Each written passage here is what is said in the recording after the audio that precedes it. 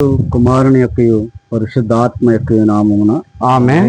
ప్రభువా మమ్మను కనుకరింపము, ప్రభువా మమ్మను కనికరింపము, క్రీస్తు మమ్మను కనుకరింపము, క్రీస్తు మమ్మను కనికరింపము, ప్రభువా మమ్మను కనుకరింపము. ప్రభువా మమ్మను కనికరింపము. అందరం కలిసి అపోస్తల విశ్వాస ప్రమాణం ఒప్పుకుందాం.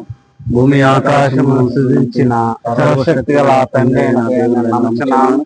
ఆయన యొక్క కుమారుడు మన ప్రభువైన యేసుక్రీస్తును నమ్ముచున్నాను. ఈయన పరిశుద్ధాత్మ గర్భమున ధరింపబడి కన్యైన మరియకు పుట్టి పునరుద్ధరణ అధికారం క్రింద శ్రమపడి సిలువ వేయబడి చనిపోయి అదృశ్య లోకంలోనికి దిగినని చనిపోయిన వారిలో నుండి మూడవ దినమున పరలోకమునకెక్కి సర్వశక్తి గల తండ్రి దేవుని కుడి చేతి వైపున కూర్చుండి ఉన్నాడని సజీవులకును మృతులకును తీర్పు చేటుకు అక్కడ నుండి వచ్చినని నమ్ముచున్నాను. పరిశుద్ధాత్మను నమ్ముచున్నాను. పరిశుద్ధ క్రైస్తవ సంఘము, పరిశుద్ధుల సహవాసము, పాప క్షమాపణ, శరీర పునరుద్ధానము, నిత్య జీవనము అవని నమ్ముచున్నాను. ఆమేన్.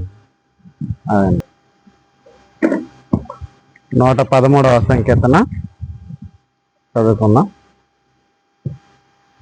దావీదు రాసిన కీర్తన 113వ అధ్యాయము మొదటి వచనం నుండి 9వ వచనం వరకు చదువుకుందాం.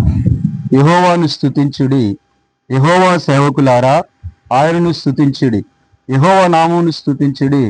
ఇది మొదలుకొని ఎల్లకాలము యెహోవా నామము సన్నుతింపబడును గాక.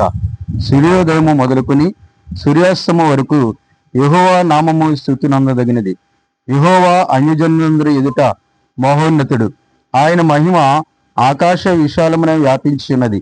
ఉన్నతమందు ఆసీనుడై ఉన్న మన దేవుడైన యెహోవాను పోలియున్న వాడెవడు? ఆయన భూమి ఆకాశములను వంగి చూడని అనుగ్రహించుచున్నాడు.